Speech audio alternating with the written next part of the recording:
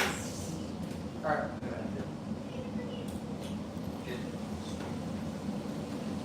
Good morning, everybody. Thank you for coming. So, in preparing for this sermon this morning, I spent a long time trying to figure out what I wanted to speak about. To be honest, I haven't spoke like a long message like this in a long time, and I haven't really. I think it's my first time speaking on something like action. So that's obviously weird too. Waking up early and speaking at night. But I feel like the Lord's put a really, really surprising message on my heart, one I didn't think He was going to take me down. But I just like before we get started, I just want to say I truly believe that like these comparisons and connections because the Lord that you are revealed this. It's a lot of scripture today, but if you follow along, I feel like everybody will get something from it. I know I really do. But before we start, I just want to like kind of preface like what because I'm a things guy. Like I feel like I know like not everybody like just dive into the word or something like that. But like I like having like this phrase or having like something that like kind of like wraps up what the whole message is about. That way you can be like, oh yeah, it's not this one phrase that like kind of like makes a tree branch. So the whole premise of this message is like, where were you? Now God saying that to us. But we also can say it as, where were we? And the whole point is that like God created everything. We know that. God is almighty, all-knowing. He is over all. And obviously when we know, which we're about to go in a second, we know that God created all things. And so man doesn't really have to say it. How can man question God? The question we got to ask though is like, yeah, as humans, as people, we have free will. We are able, God gives us the free will to be able to make our own choices. He gives us the free will to be able to do whatever we like with our lives. Yes, He has say in that at the end of the day. He does that. But we have the ability as believers to enjoy our lives, to use the gifts that He's given us, to find enjoyment, but also serve Him at the same time. And so the question is what about the things that are out of our control? What about the tragedies, the things that the situations, the things that we really don't control? Deaths, being sick, health issues, all these other things that like obviously is either God making happen or it's just happening out of nowhere. And so the reason why I bring this up is because I want to talk about the sovereignty of God today and talk about two stories that I feel like connect really well. And we're going to go to Job, and then after that we're going to go through God. I'm going to take you through these because I feel like it's a really deep story. It's like they're really kind of like tied to the picture of like how are we as believers, as Christians and followers of faith, able to be used by God, even though He's in control of everything. Because if He is in control of everything, but we have free will, then doesn't that mean that we kind of have a part to play in God's like will for the world, And obviously, when you look at some of these stories, that is absolutely the case. So, if you will, turn with me to Job 30. And so, most of you know like the story of Job, obviously. I hope you do. If not, please go home and read it. But it's very long and kind of brainy. But I'll give you a summary real quick.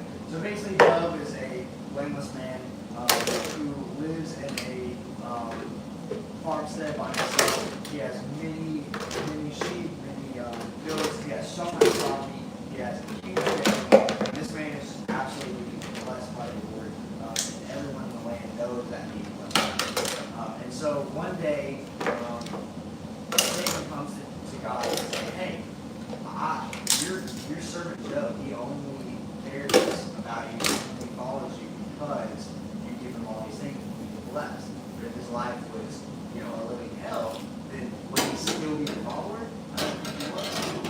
God's like, okay, I'm going to prove to you that he was. And so God takes everything away from Job. His family dies. All of his crops get destroyed. Basically, everything he knows, everything he built up for years and years is gone instantly. And so you have, and that happens in the first 2 or 3 chapters of Job. And then from those chapters all the way to chapter 30 is Job wrestling with this idea that like God doesn't love me, but I know he does, but I'm confused and all these things, and these bitter feelings I have towards God, but he's still in the midst, he's never questions God. And so like his friends come him, and his friends are like, kind of supportive, but not in a great way. And so we're not really getting to that, but I want to get into Job 30, because I want to get into Job's last remarks to God before God finally fully addresses Job and talks to him straight up about everything. And so Job 30, we're going to go through this. And now my soul is poured out within me. This is Job after all of this tragedies, all of this strain on his heart, all these things that's happened in his family being taken away from him. And feeling like, in a way, he's abandoned by God. He says, and now my soul is poured out within me. The days of my affliction have taken hold of me. The night racks my bones. Pain that gnaws me takes no rest. Which are really heavy words if you really think about the fact that everything he had is gone, and now there's this pain that is almost attached to him. That will not go away. It doesn't matter how much you pray. It doesn't matter how much time goes away. Everything's been taken. And so of course he has different things and unresolved understanding of why all this happened in the first place. And with great force my garment is disfigured. It blinds me about like a collar of my tunic. God has cast me into the mirror, and I have become like dust and ashes.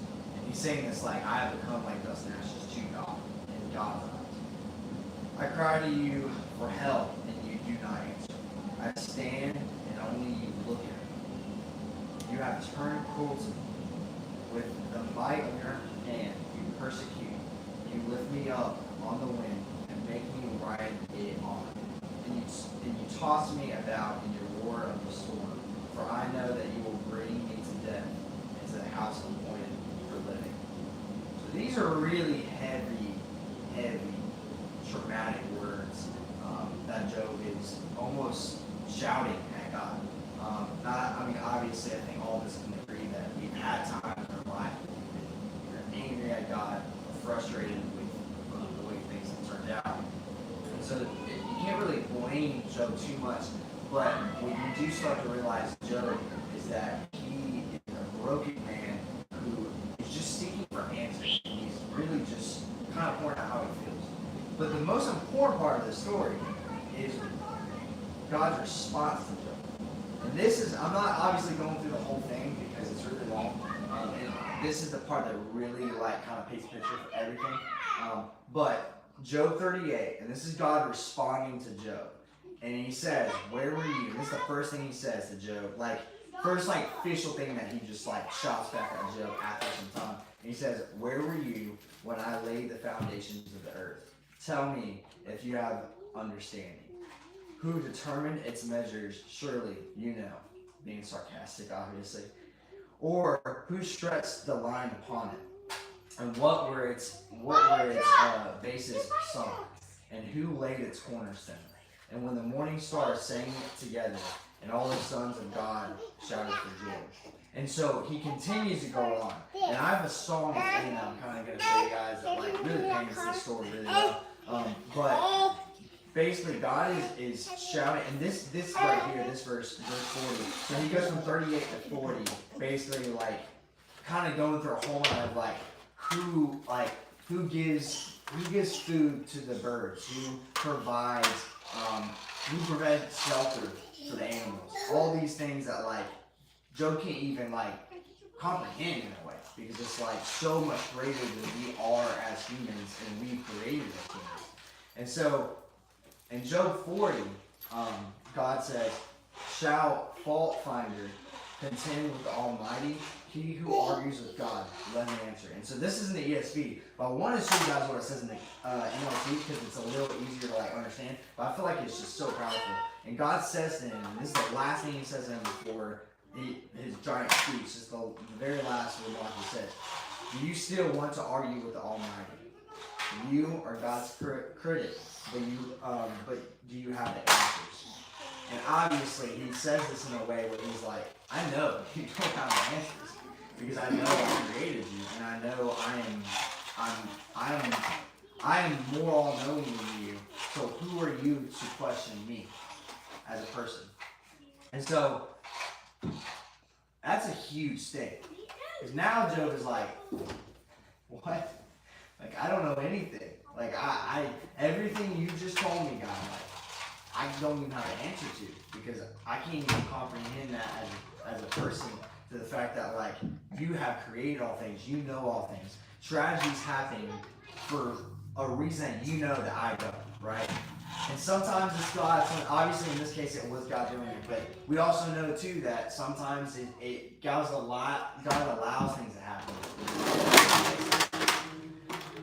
And so in Job 42, Job answers back to God, and he says, who is this that hides counsel without knowledge? Therefore I have uttered what I did not understand. He had spoken things I did not understand. Things too wonderful for me, which I did not know. Hear, and I will speak, and I will question you and make it known to me. I have heard you by the hearing of the ear, and now my eyes see you. Therefore I despise myself and repent in dust and ashes. And so Job stoops down. When you read this, you realize that Job realizes his place in God's eyes, and he realizes that he is loved by God, and that's the reason why he was tested by God. But he knows that, like, the only option he has is to humble himself and bow down before God, knowing that, like, at the end of the day, God knows more than he does. And so the reason why I bring this story up before we get into Ruth is because I wanted to show you this picture of the fact that, like, Job was a blameless man, right? He didn't do anything to deserve what happened, but God did this for a reason, right? And it was to prove the fact that God, at the end of the day, has all control. He can do whatever he wants, and he has a reason for what he does. But the other aspect is that we can have a part in that. We can have a part in helping God and his will come to fruition. And that might sound so out there to the point you're like, what in the world do you even mean? How does that even work? And why am I thinking about that instead of, like, just worrying about just my relationship with God? And that's what it is. It's about our relationship with God. But when you see Job's story, what you realize is that, like, Job realizes, he recognizes that, like, the only choice he can do and be humble in the fact that, yes, like, I can enjoy my life, I can praise the Lord, but at the end of the day, like, doesn't matter, like, doesn't matter what I do, doesn't matter how much I do, like, God at the end of the day can do what he wants. He can take whatever he wants, he can do whatever he wants for a reason further than what I know. And that's because the history shows that he knows what he's doing.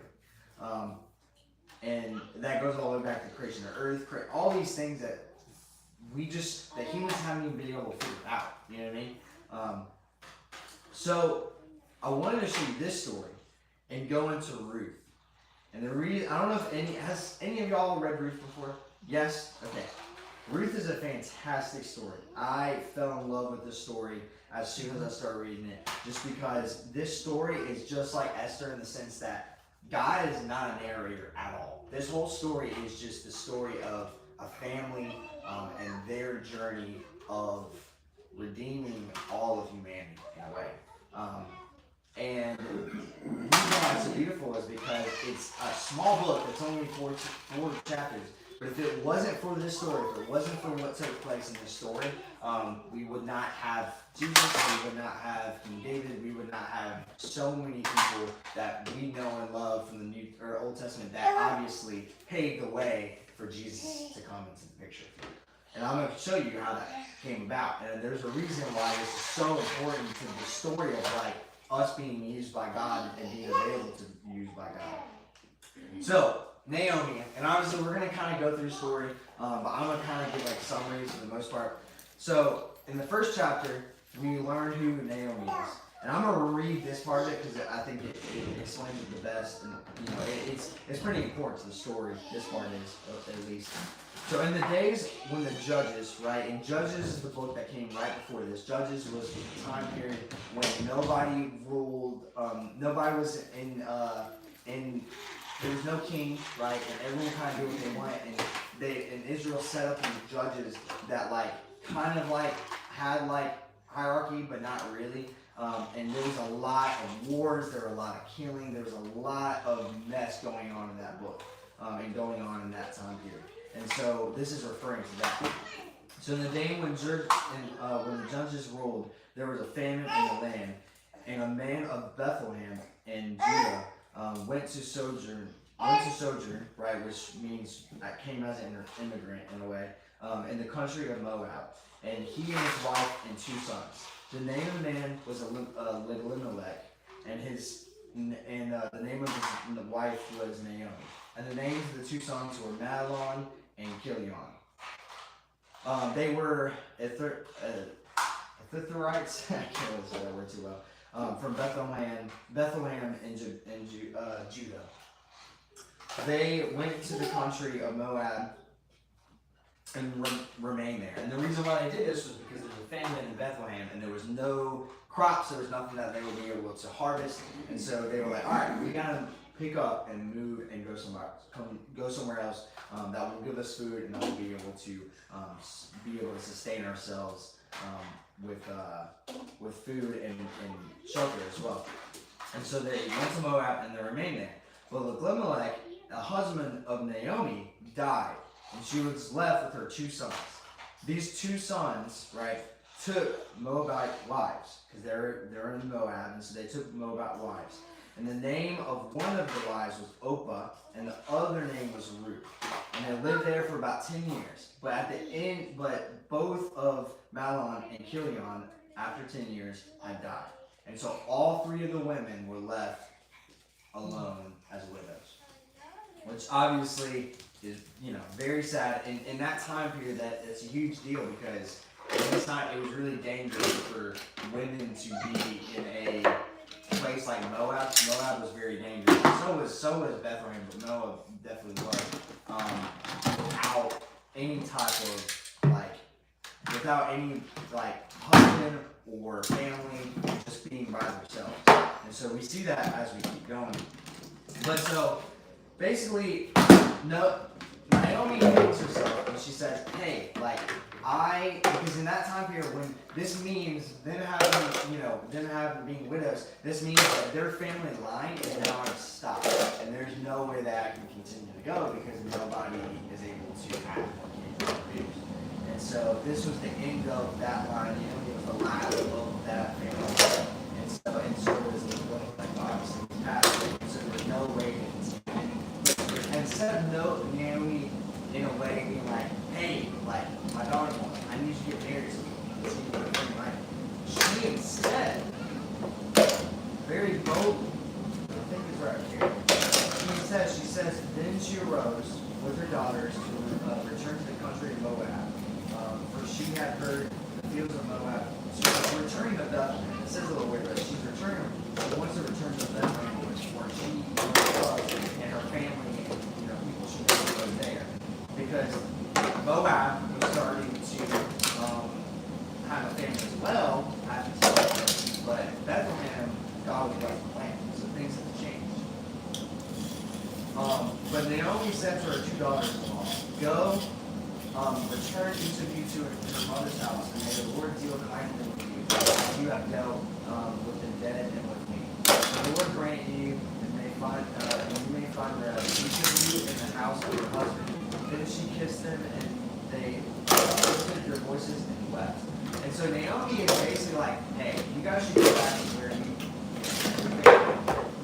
I am completely understanding the fact that it is dangerous for you to come. And long story short, Oprah agrees. She's her mother-in-law. She stays in Moab and goes back to her original family. But Ruth does not. And this is a big deal because Ruth is saying, and this is what she said. She said, but Ruth said, do not urge me to leave you or return from following. For where you go, I will go. And where you lodge, I will lodge. Your people shall be my people, and your God, I will die. When you die, I will die, and therefore I will be buried. May the Lord do so to me, and more so, anything but death passes from me to you. So Ruth boldly and with somewhat loyalty is proving herself to Naomi, saying that, no, I'm going to stay with you. And this is totally the heart of the Lord, because the likelihood of Ruth being in so much danger coming back to a place where she will be a sojourner, where she will be a complete immigrant in Bethlehem, is here. Especially with the fact that like all she has is her mother-in-law, her mother-in-law is older, and she doesn't really have the ability for her to have this faith, I guess, is huge. And it kind of paves the way for the story, because if it wasn't for this choice, everything would happen. And so they return, they go back to Bethlehem, and they find an area to be able to stay. It's an area where like kind of targets them because that's Naomi.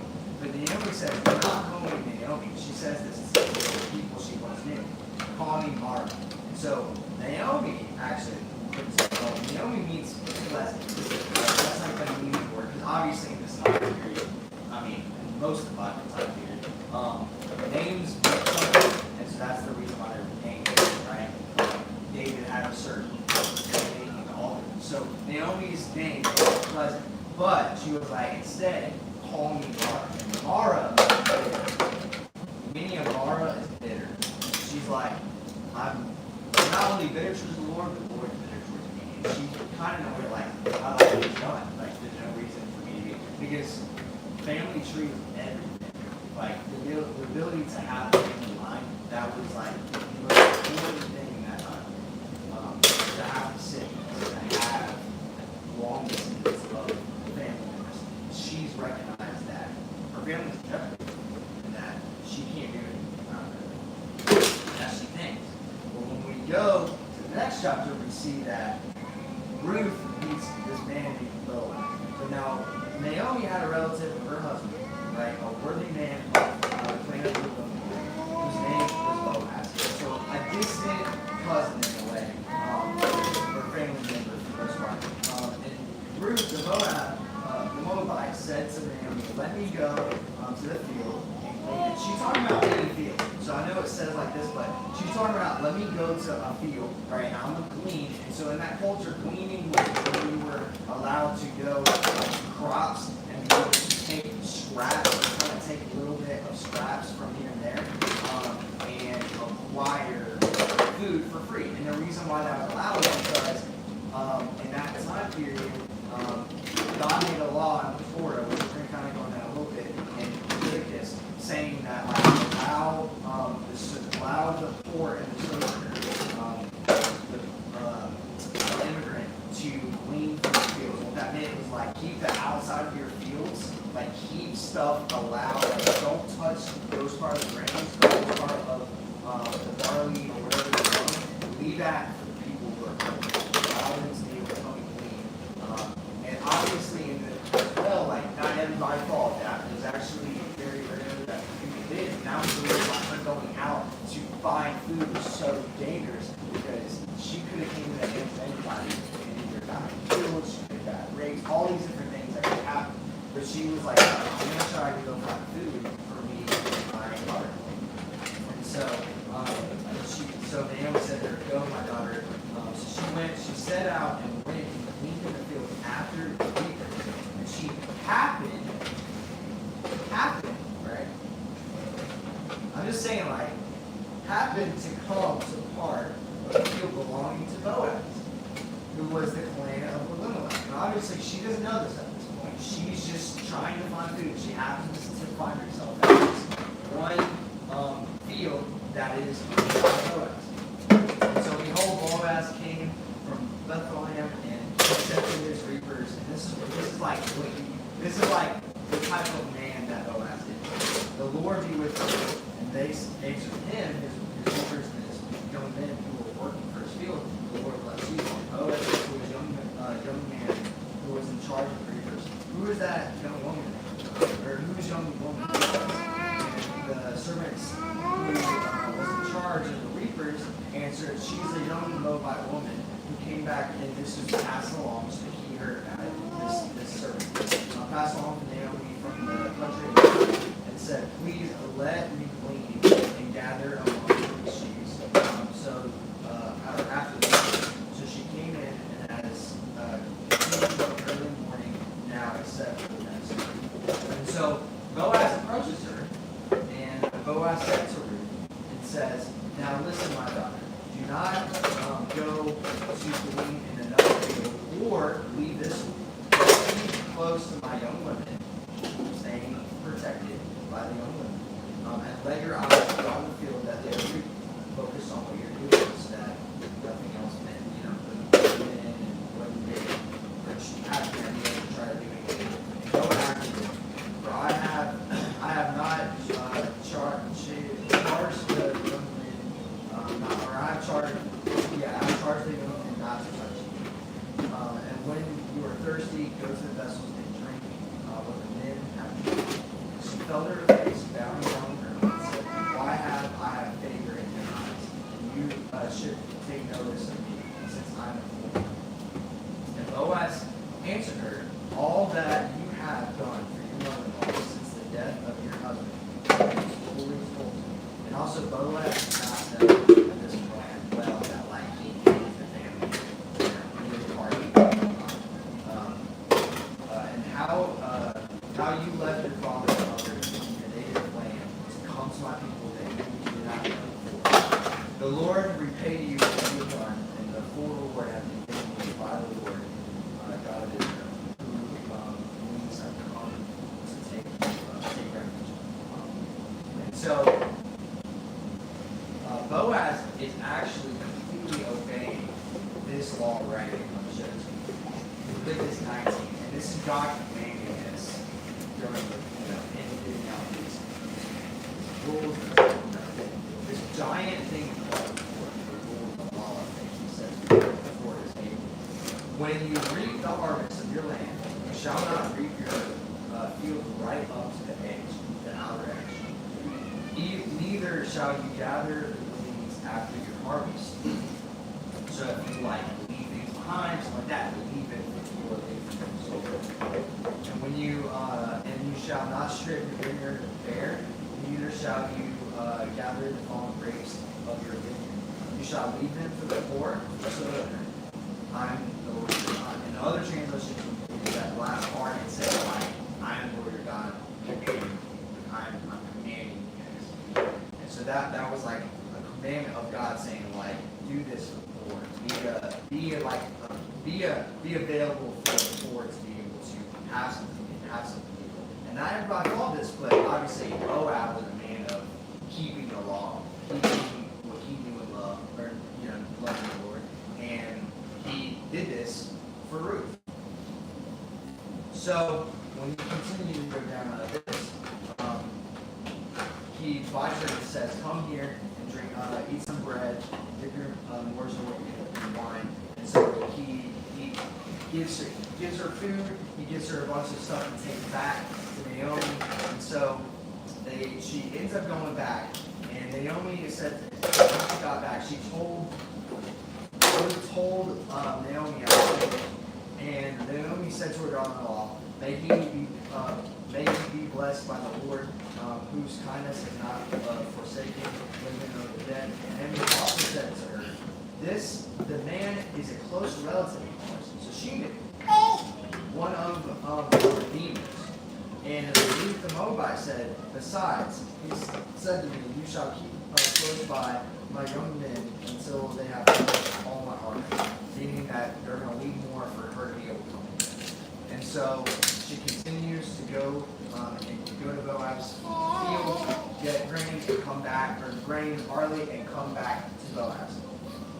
But one thing I want to note real quick is that a redeemer, what she says right here in verse 20, what a redeemer was in this time period was a person, a family redeemer, or a kinsman redeemer, was a person that would represent as a ability, like, it's a person that would stay single or stay available in order to be able to redeem the family line. And these were common at the time, but it wasn't always common. And I did some research, it wasn't always promised, because sometimes they would be married, sometimes they wouldn't be able to do it, but they would like assign the family as like a redeemer to be able to redeem the family line if it was, at stake. Or if it was at risk, or the risk of it not being able to continue, like in this situation with Naomi. And then, so in the next chapter, when Naomi and her mother-in-law said to her, "My daughter, should I not seek rest for you, that it may be well with you? Is not Boaz, our relative, whose young women you were, a part of? See, he is winnowing barley tonight in the threshing floor. Wash therefore and anoint yourself, and put your cloak, and go down to the threshing floor, but do not make yourself known to the man until he has finished eating and drinking." And so basically Naomi's saying is that like you should go and just see if like he would be open to redeeming us. But obviously she was saying in a way where it's like go after he has already relaxed himself, so that it will be easier for him to say yes or no. Which in a way is, like makes sense, but you have to remember too that like Naomi is realizing that it's possible that her family could be redeemed. So when you continue down here, and we won't go through all of this because I want to get to like the very end, because that's the most important. And now, so she basically goes to threshing floor. She does what Naomi told her to do. And she lies down at his feet. He's asleep on the floor, and she lays down, or about to lay down at his feet. And he says, "Who are you? Like, who are you?" She says, "I am Ruth, your servant. Spread your wings over your servant, for you are my redeemer." Basically saying, draw yourself over me and take me as yours. But he says, "May you be blessed by the Lord, my daughter. You have made this last kindness greater than the first, and that you have not gone after young men, whether poor or rich." Which is a very good point, is that she totally could have tried to find a husband some way, shape, or form, but instead she's going for somebody. She's trying to put herself out there for the person that can redeem Naomi, because she's selflessly like, no, I'm not gonna chase the family line that's separate from the woman that I have told myself and told her that I'm clinging to her, that I am doing this for her. I'm selflessly giving myself to her. And so she's doing this for Naomi. And so he says, now my daughter, do not fear. I do for you all that you ask. For my fellow townsmen know that you are a worthy woman. And now it is true that I am a redeemer. Yet there is a redeemer nearer than I am. Meaning that in the family line, there's somebody who is actually in a closer line to be able to redeem their family than he is. And so the other guy, the true redeemer, actually has to say before Boaz does. And he says, but if he is not willing to redeem you, then as the Lord lives, I will redeem you. Lie down until the morning. And so she sleeps there because he was in, obviously right here too, he says too, he was like, if you leave now, people are going to think that you're a prostitute, pretty much. He was like, sleep here, wake in the morning, right before it gets too light out, and go home and bring this barley. He gives her like 6 quins, I think it's quins. It's like pounds almost, but it's a lot of barley. And tells her 6 measures of barley gave to me. Yeah, so she brought barley to Naomi. And he said to me, you must not go back empty-handed to your mother-in-law. And so he gave her a gift. And Naomi replied, "Wait, my daughter, until you learn how the matter turns out, and the man will not rest until it's settled the matter today." And so basically what she was saying is that Boaz said that he's going to go and have a conversation with him, sit him down with the actual family name, sit him down and see if he's willing to redeem not only the land, they have land that would be redeemed, he would buy back, and with that he would marry Ruth. But if he's not willing to do that, then Boaz declared himself that he would. And so I'm not going to go into the two different, because it basically what happens is the family redeemer, the true family redeemer is like, yeah, I'll buy the land, but then Boaz tells him like, you also need to marry Ruth. And he's like, if I marry Ruth, this will mess up my own family line, and I already have things going on, and I cannot redeem it unless I impair my own inheritance, or it would mess up his own inheritance if he were to marry her. So take my right of redemption yourself, for I cannot redeem it for myself. And so Boaz, from all the elders that he calls together, declares that I'm like to this day, with Naomi's, or not Naomi's, with Ruth's permission, declared that he has bought the land of Naomi and all that belongs to Elimelech and all that belongs to Kilion and Mahlon. And also Ruth the Moabite, the widow of Mahlon, and I have bought to be my wife the name of the dead in his inheritance, that the name of the dead may not be cut off from among his brothers and from the gate of Mary's place. You are witnesses today that then all the people who were at the gate and as the elder said, we are witnesses. May the Lord make the woman who is coming to your house like Rachel and like Leah, who together built the house of Israel. May you act worthily in Uriah and be reowned in Bethlehem. And so they bless the marriage. The whole town does.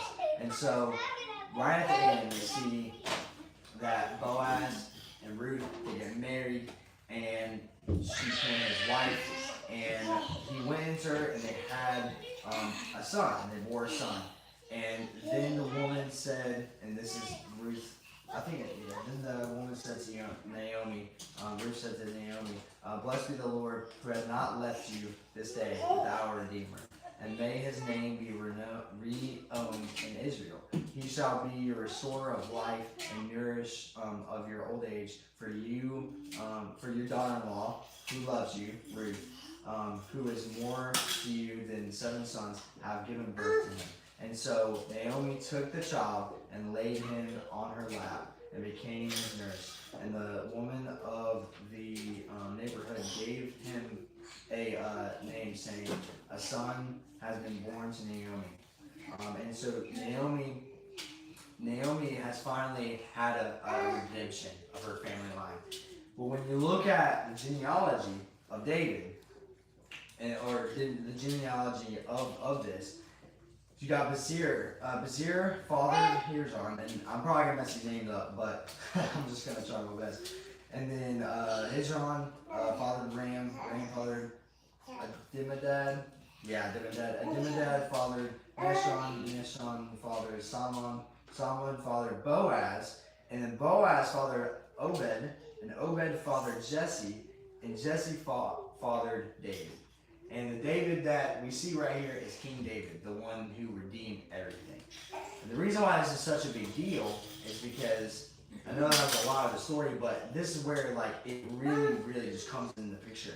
Is that Ruth's faithfulness, Ruth's boldness, Ruth's loyalty to cling herself to Naomi, but also give herself to the fact that she is able to be used in this situation. And obviously, she had no idea that this was going to happen, obviously. But she knew that it felt right. She knew there was something within her telling her to do this. And she said, your God will be my God, and I will follow him just as I follow you. But also through that as well, Boaz, a man of boldness, a man of generosity, a man of really just like honor too. Humbly like allows not only Ruth but all these soldiers and poor people to come and like take from him, even though like it ruins his own pride, or not ruins, but like ruins his own, wealth, his own riches.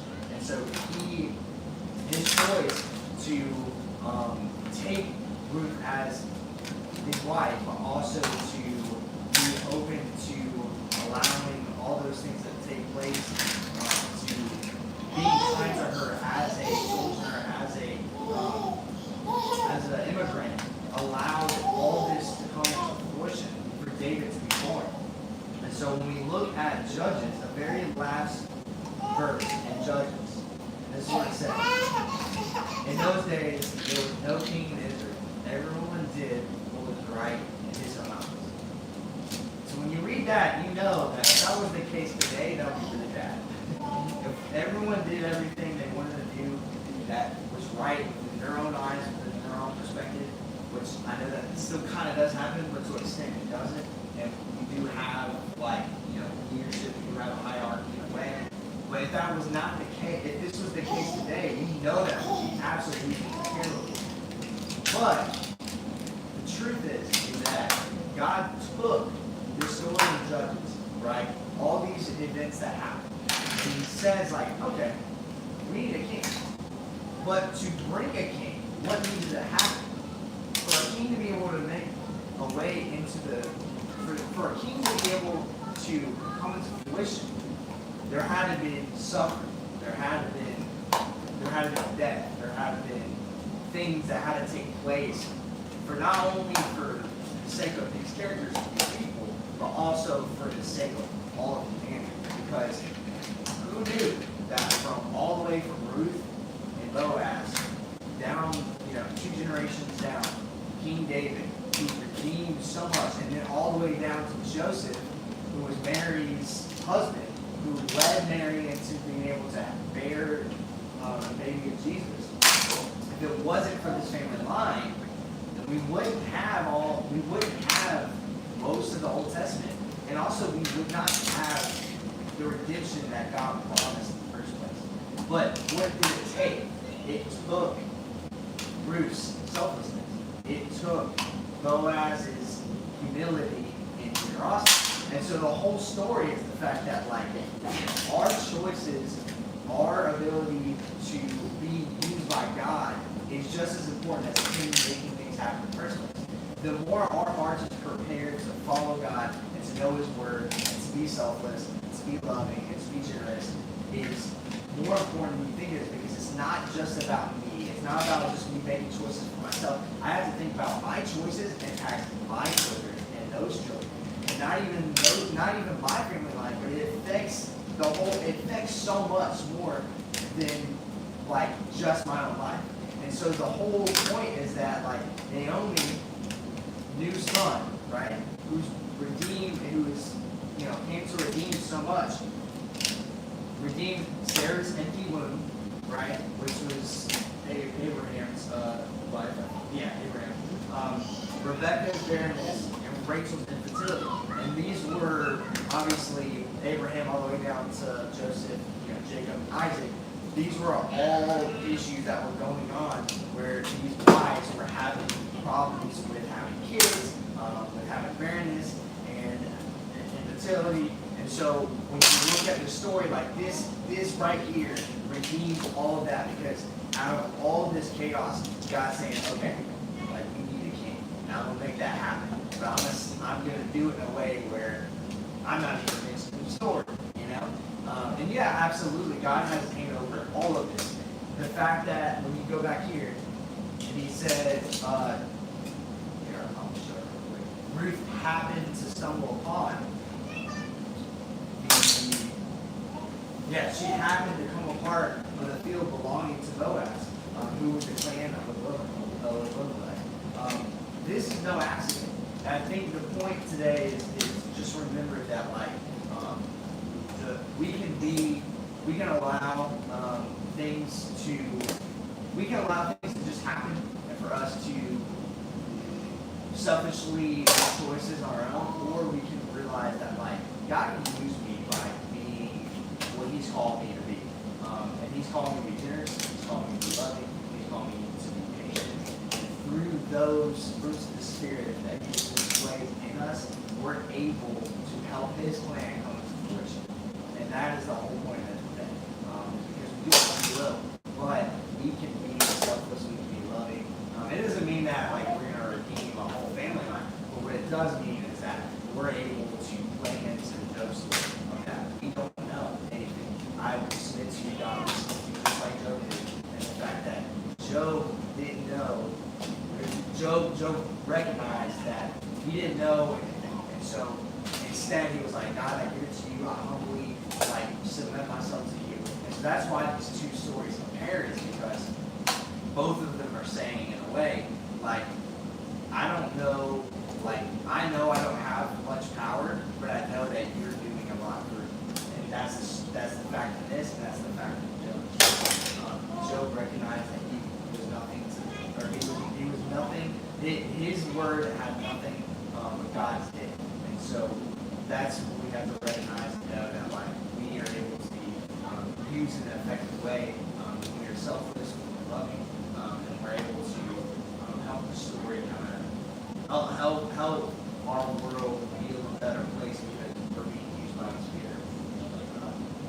So I know this was kind of all over the place, but I really just feel like this story was just such an impactful thing for me. I want to read this real quick that I kind of wrote down.